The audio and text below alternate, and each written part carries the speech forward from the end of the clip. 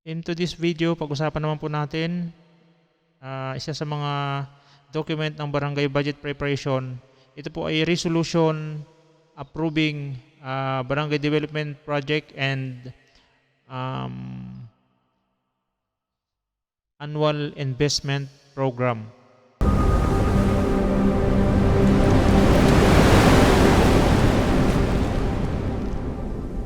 So, take note po, and disclaimer na rin po, ito po ay para lang po sa mga barangay budget, no?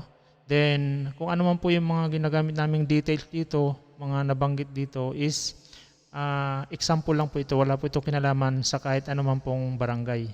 Hello partners, magandang araw, kamusta po?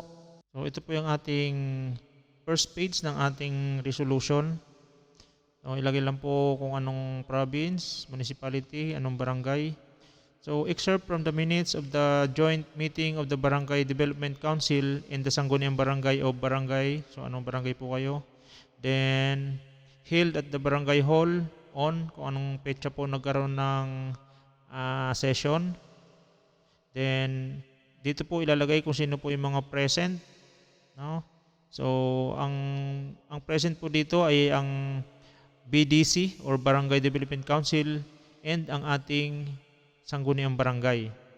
So, sino po ba yung mga member ng BDC? So, meron po tayo rito mga representative from religious group, meron pong teacher para sa education sector, may mga NGO. So, depende po sa inyo kung paano nyo po binuo ang inyong Barangay Development Council. So, sila po yung magiging present, no? Mga attendees. So, absence, none. So, resolution number, kung pang ilang resolution na po ninyo. Ito po ay resolution approving and adopting the calendar year, kung anong calendar year po ba yung binubuo yung budget, Barangay Development Plan and Annual Investment Plan. No? So, whereas section, blah, blah, blah, blah. So, basahin nyo lang po kung ano po nakalagay dyan. Okay. Then, dito po nakalagay kung ano yung project or kung ano yung program para po sa ating 20% development fund para po sa ating development project. So, social development, ito nga po yung rehabilitation. For example, rehabilitation of multipurpose hall or evacuation center. So, nandyan po kung magkano po yung nakalaang budget. Then, second page, dito po nakalagay, resolve further that upon through evaluation in the prioritized development project of barangay, anong barangay po kayo, the development fund project funded under the 20% of NTA was approved and implementation.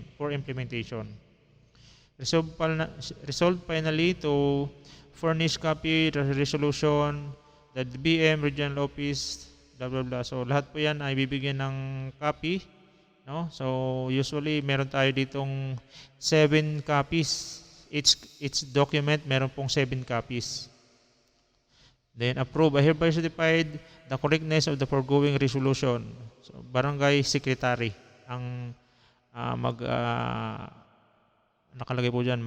I hereby certify to the correctness of the foregoing. So ang maggagawa po nito, ang resolution ay si barangay secretary.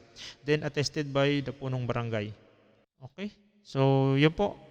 Yun po ang ating resolution approving and adopting the calendar year Barangay Development and Annual Investment Plan.